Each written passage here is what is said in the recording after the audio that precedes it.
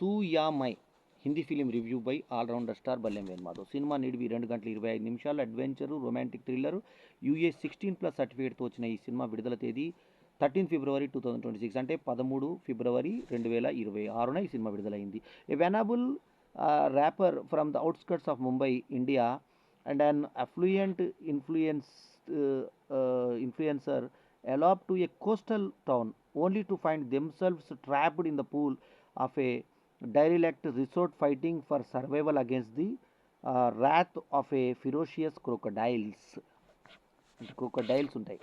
So ఇందులో Asia flow పాత్రలో, అంటే ఫ్లో అని పిలుస్తారు, ఆదర్శ్ గౌరవ్ ఆకట్టుకోగా, మిస్ వ్యానిటీ అవని పాత్రలో షనియా కపూర్ ఆకట్టుకోగా, పోపు అనేటువంటి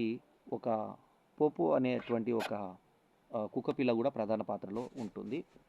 సో ఇందులో ఒక పోలీస్ పాత్ర, ఒక ఇద్దరు పనివాళ్ళ పాత్ర తప్ప మొత్తం సినిమా మొత్తం ఇద్దరు హీరో హీరోయిన్ మీదే ఉంటుంది కథ అంతా. స్టార్టింగ్లోనేమో వాళ్ళిద్దరు ప్రేమను చూపించారు. ఆ ప్రేమ తర్వాత వాళ్ళు ఒక వేరే ప్లేస్కి వెళ్ళిపోదాం అనుకొని బయటికి వెళ్ళిపోతారు. ఇంట్లో వాళ్ళేమో వాళ్ళ కోసం వెతుకుతుంటారు, అమ్మాయి కోసము.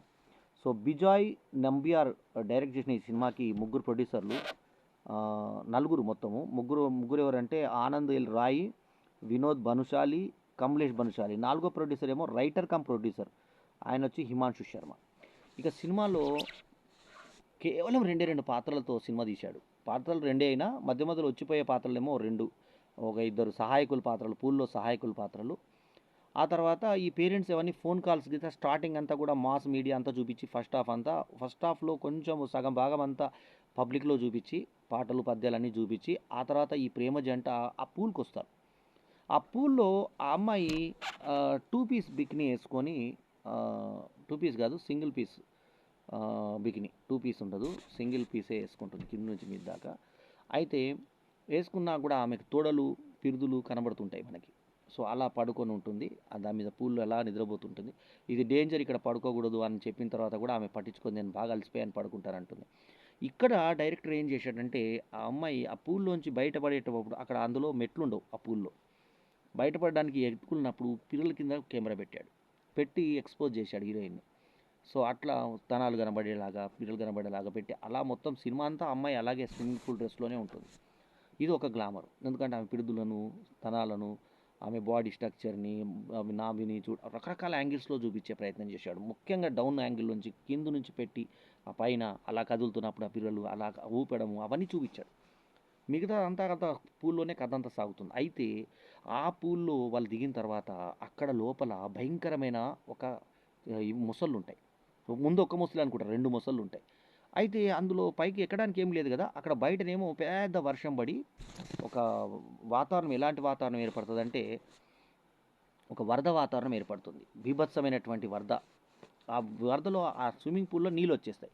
వీడేమో బైక్ బాగు చేసుకోవడానికి బయటికి వెళ్తే ఒక పోలీస్ అధికారి పరిచయం అవుతాడు, అతను హెల్ప్ చేస్తాడు, సాయం చేస్తాడు. వీళ్ళకి ఆ రూమ్ ఇప్పించింది అతనే, ఆ పూల్లో జాగా ఇప్పించింది అతనే. ఆ పూల్లో 2 సహాయకులు ఉంటారు. ఇంటర్వెల్కి ముందు ఒక సహాయకుడు అలా దిగిన తర్వాత మొసలి అతన్ని కొరికి చంపేస్తుంది. అది ఇంటర్వెల్. మనకి ఇంటర్వెల్ అయిపోయిన తర్వాత ఆ పూల్లో మొసలు ఉన్నాయని మనకు తెలుస్తుంది, వాళ్ళకి తెలియదు. సో ఆ అమ్మాయిలో ఒక మొసలు ఒకటి ఆ మాన్యువల్ మూత ఎంతో కష్టంగా అటు ఇటు తీస్తుంటాడు, అందుకెళ్ళి బయటకు వచ్చేస్తుంది ఒకటి.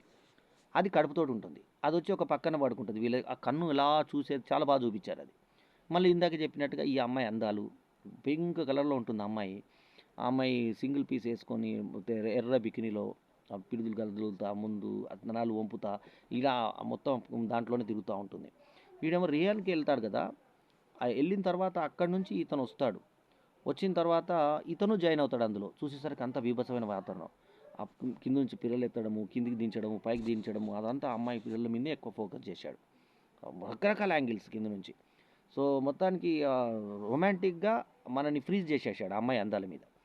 సో ఆ తర్వాత మొత్తం సినిమా అంతా ఇక అమ్మాయి బట్టలు అంతే అదే బట్ట మీద అప్పుడప్పుడు మీదకి వెళ్ళి ఒకటి కప్పుకుంటుంది, మళ్ళీ ఇప్పేస్తుంటుంది, కప్పుకుంటుంటుంది, ఇప్పేస్తుంటుంది. ఎప్పుడు కప్పుకుంటుందా, ఎప్పుడు ఇప్పుతుందా అనే దాని మీదే మన ధ్యాస అంతా ఉంటుంది. సో మొత్తానికి ఏంటంటే చూపించేది మాత్రం చక్కగా చూపించింది అమ్మాయి. సో షనియా కపూర్ అందాలని మాత్రం కళ్ళారా చూసుకోవచ్చు హ్యాపీగా. టికెట్ రేట్ కూడా తక్కువే పెట్టారు కాబట్టి చక్కగా హ్యాపీగా ఎంజాయ్ చేయగలిగా సినిమాగా ఈ సినిమాని.